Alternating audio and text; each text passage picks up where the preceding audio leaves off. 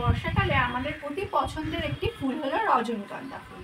এই রজনীগন্ধা ফুলের কন্দ আমরা কি করে বসাবো, কেমন তার কেয়ার হবে এবং তার সঙ্গে তার বসানোর জন্য কী ধরনের সয়েল মিক্সচার নেবো এবং গাছে কী ধরনের ফার্টিলাইজার দেবো, সমস্ত বিষয় নিয়ে আজকের এই ভিডিওতে আমি আলোচনা করব। তো চলুন ভিডিওটি শুরু করা যাক।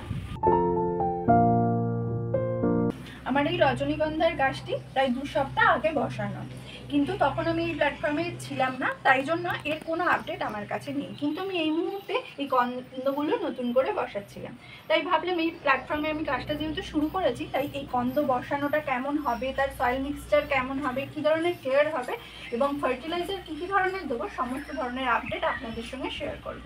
তো এখন আমি কী ধরনের সয়েল মিক্সচার নিচ্ছি চলুন দেখে নেওয়া যাক। রজনীগন্ধার এই ধরনের কন্দ বসানোর জন্য আমরা কী ধরনের টব ব্যবহার করব। আমরা একটি কন্দ অর্থাৎ এরকম ধরনের একটা কন্দের যদি পিস আমরা বসাই, তার জন্য 6 ইঞ্চি কিন্তু এনাফ। তো আমি এর জন্য একটি 6 ইঞ্চির টব নিয়ে নিয়েছি এবং এই টবটি প্রথমে আমি রেডি করে নেব সয়েল মিক্সচার দেওয়ার আগে। কীভাবে, যে কোনো ধরনের টেরাকোটার ভাঙা পট এর টুকরো আমি এখানে দিয়ে দিচ্ছি, তার উপরে কিছুটা বালি দিয়ে দেবো, ড্রেনেজ সিস্টেম যাতে পারফেক্ট থাকে তার জন্য।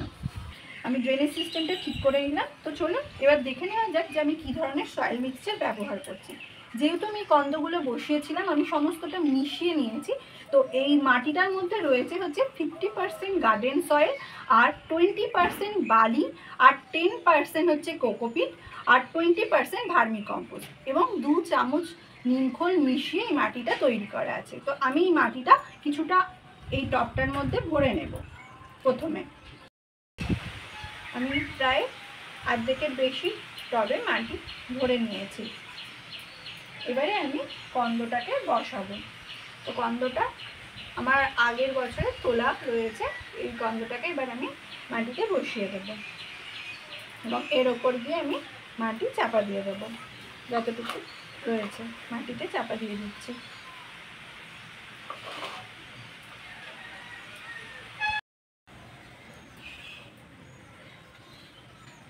আমি পুরো মাটি দিয়ে ভরে দিয়েছি কন্দটাকে।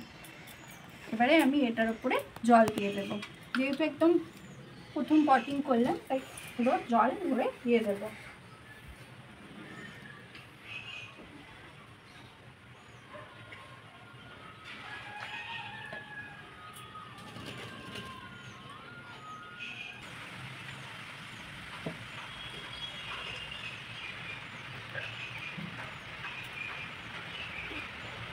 আপনাদের সঙ্গে সয়েল মিক্সচার এবং তার ড্রেনেজ সিস্টেম সমস্তটা দেখালাম। এবারে বলবো যে একে কী ধরনের কেয়ার দেবেন। কন্দ বসানোর পর আপনারা খোলা জায়গায় একে রেখে দেবেন, অর্থাৎ কোনো শেডেড এরিয়ায় রাখবেন না, কারণ এর বৃষ্টির জলেরও প্রয়োজন আছে। বৃষ্টির জল পেলে দ্রুত বৃদ্ধি পাবে এবং বৃষ্টি থেমে গেলে যে রোদ্দুরটা বেরোবে সেই রোদ্দুরটাও পাবে, তাই এ খুব সহজেই দ্রুত বৃদ্ধি পাবে এবং 1-1.5 মাসের মধ্যেই কিন্তু রজনীগন্ধা বেড়ে ওঠে এবং তার সঙ্গে ফুলও দেয়। তাই জন্য এর খাদ্যেরও প্রয়োজন আছে, তাই এই রজনীগন্ধাকে খাবার দিতে হবে। তো আর রজনীগন্ধার কিন্তু খাবারের প্রয়োজন অনেকটাই বেশি, তাই 15 দিনে একবার গোবর সার দেবেন।